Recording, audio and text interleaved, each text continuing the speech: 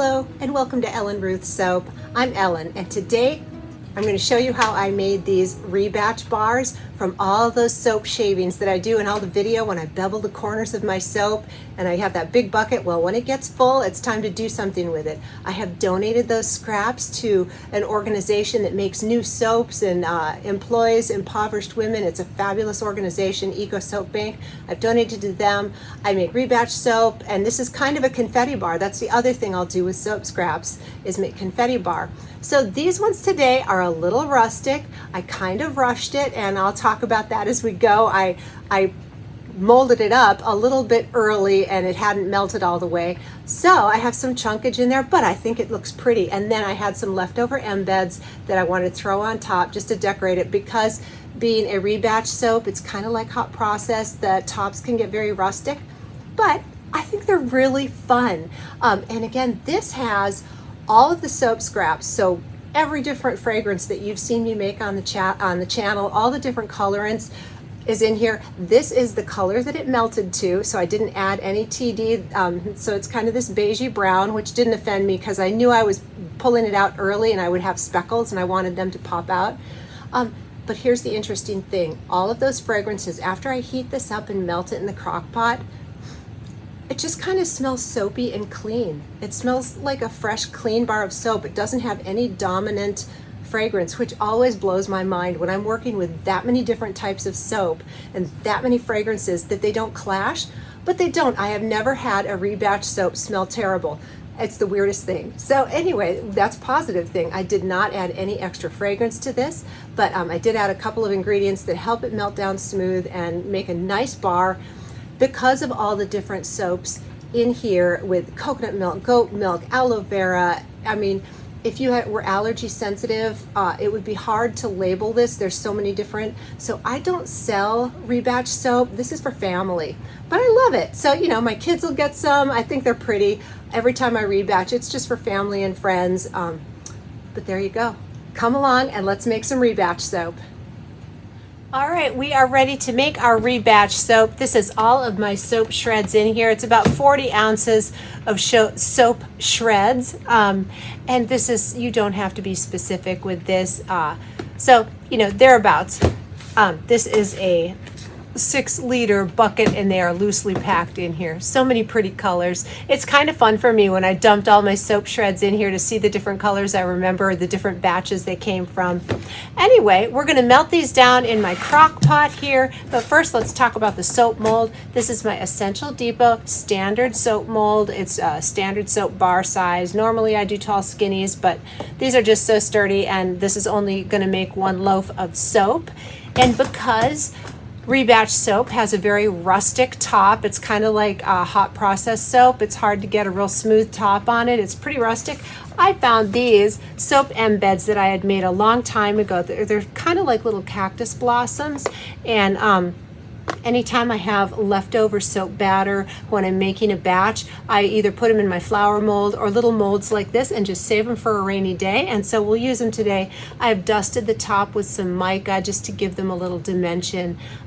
But these will go down on top to help pretty it up because, you know, it's pretty rustic. Anyway, let's get on to the melting and extra ingredient phase.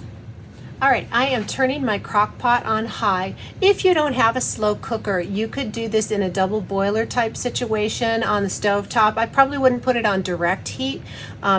And crock pots work great. I have never tried to microwave melt these. I have no idea how that would go. I've never even tried it. And so anyway, crock pot's what we're using today. All right, so I do have this turned on high, and then once things start melting, I'll probably turn it down to low. And it just depends on how hot your crock pot is. Sometimes they don't all have the same temperature range, but I'm starting on high to get things kicked off.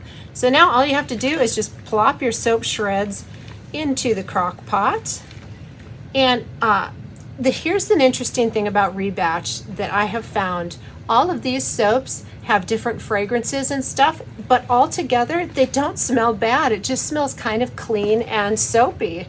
So I have never had an issue with my Rebatch soaps smelling terrible. They usually just end up smelling kind of fresh and soapy when I get done. And I don't add extra fragrance to this. There's enough in here. But anyway, it's just funny to me that all these different fragrances don't clash, but there it is. So we've got to get our additives in here to help melt this down a little smoother.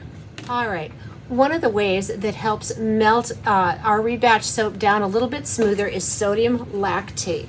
I think this is kind of an important ingredient when you're rebatching. You could do it without it, but I really like how this helps your batter to get smoother. So I got this one from Brambleberry, sodium lactate, and I'm going to be adding about a tablespoon of sodium lactate in here. You can go a little more, a little less. Let's call it about a teaspoon to a teaspoon and a half per pound of soap. Okay, and then the next ingredient that I like to add to my rebatch is a milk powder. Normally I do coconut milk powder, but today I want to do buttermilk powder. And I'm going to add this at a rate of about 4 tablespoons. And this is a 2 tablespoon scoop. So I'm going to go ahead and do one of these on here and then another. So we'll do 4 tablespoons of buttermilk powder. And I think it just makes it a little extra special, and it makes, you know, I love milk powders. They give such a creamy feel to a lather, so that's why they're in there. And then for extra water, because these shreds are pretty old and dried out, so we're going to add a little bit more moisture to help get this fluid. I have about 3 ounces of water for this much soap shreds. I go light, and then if I need to add a little more water later, that's okay, but don't add too much in the beginning. So I'm going to do about 3 ounces of water right now, and then you just put the lid on and let it start to cook and melt, and you'll see it sort of get gel looking around the sides, and we'll come back in and stir this up as soon as it gets stirrable. But now it's just a waiting game. Okay, it's been about 10 or 15 minutes. You can see it starting to steam up on top, and I'm just going to try and mush this around with my spoon to get that powder down in there so it doesn't clump up too bad on the top here. And again, this is just a slow process. I don't really know. Each time I make it, it takes a different amount of time. It depends on how big the chunks are to get them melted down. Or if you don't want to melt it all the way down, you can make a confetti type soap too, where you just sort of melt it halfway. But it just takes however long it takes. So and this feels very dry right now, but I'm still not going to add any more water. I'm going to wait until it starts to melt before I make that final decision. So I'm not seeing any real melting going on.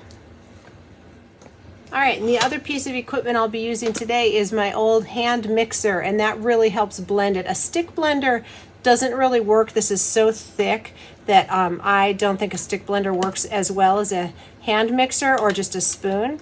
So I'll be using my good old-fashioned hand mixer as soon as this starts to melt.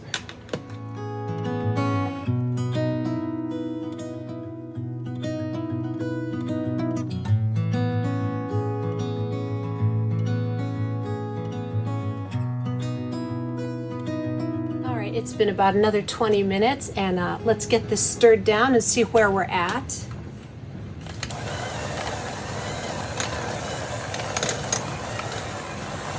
Yeah, it's definitely softened up and melting. It's starting to melt really nice.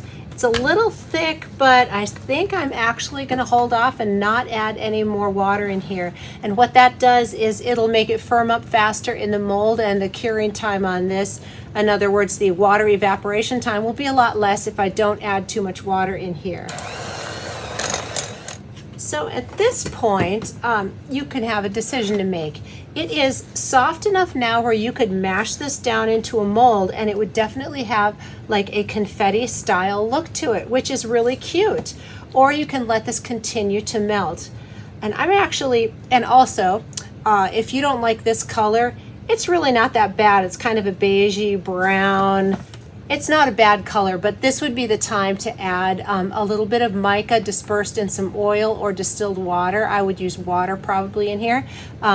This would be the time to color it. I actually don't think I'm going to color this because it's not bad, and this way the flecks show up. So you know what, I think at this point, I'm not going to go any more fluid than this. I'm going to go ahead and mash it down in my mold and get those embeds on top.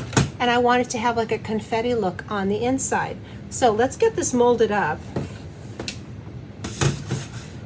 turn this off. And by the way, this crock pot has stayed on high. I forgot to turn it down. So no big deal. It's been on high this whole time. And I think the time total here is about a half hour to 40 minutes is what I've got going on here. And this is just one of those things where you want to move kind of fast because as it cools, it's going to firm up and get crumbly. So you want to get it in the mold as fast as you're able to. You know, you don't want to panic about it, but getting it down in here is a good idea.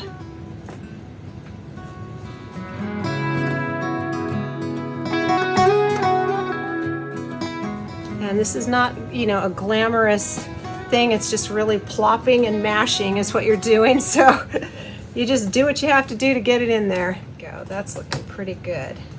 And now I'm going to bang this on the ground and try to get out any air pockets.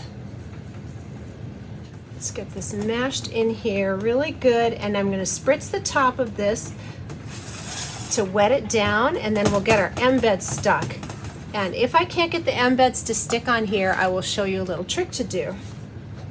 We are back, and here's my trick. By the time I turned around and put my dishes off to the side, this is pretty crusty on side, so these are not going to stick on there. So I just melted a couple of teaspoons of melt and pour soap in my little Dixie cup here, and I'm going to go ahead and put some melt and pour on the back of these and smush them on here. So between the melt and pour and the heat of this, because it's pretty hot already, these should stick really well on the soap. That's my hope, so let's do that.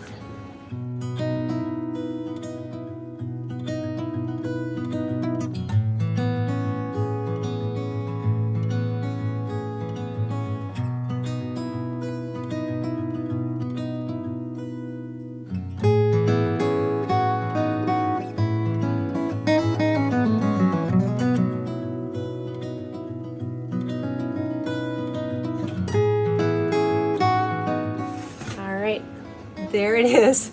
Doesn't look like much today, but I'm going to just leave this out on the counter to cool overnight. You could pop it in the refrigerator, that would work too, but we'll come back tomorrow and slice this up. Well, here we are the next day, and again, this Essential Depot mold is so easy to use and unmold.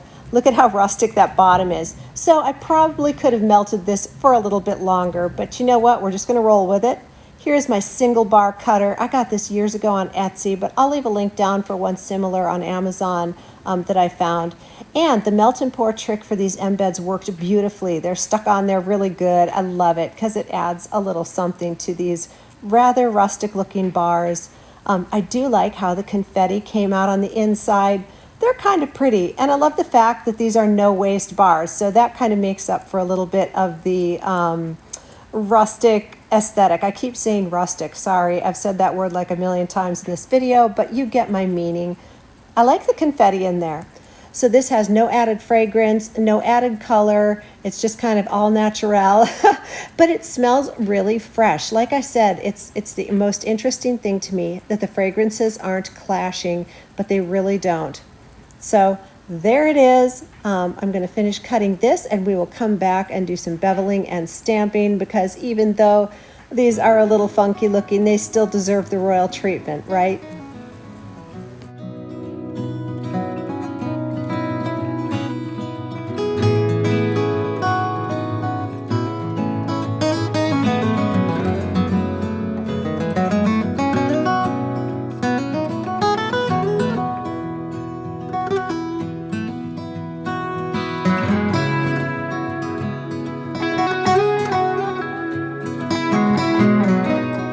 Here's the end piece off of this beautiful, kind of beautiful, useful loaf of soap, and let's give this a lather test.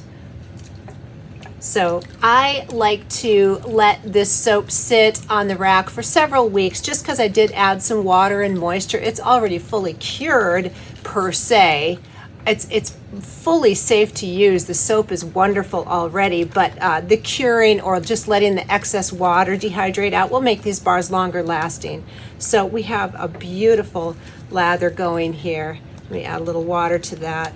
Oh, it's thick, it's lovely, it feels milky and silky. It's a lot of lather.